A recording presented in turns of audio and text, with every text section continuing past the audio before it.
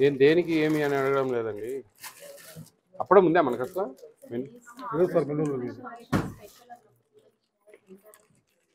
కరెక్టే, కానీ మనకు మెనూలో లేదు అసలు.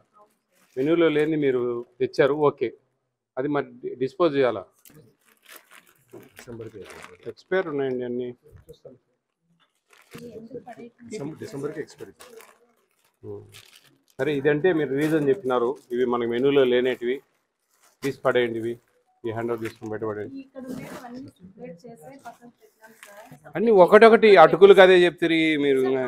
ఉప్మా రవ్వ, ఇది రోస్టెడ్ సుజీ రవ్వ, ఉప్మా రవ్వే. నిన్న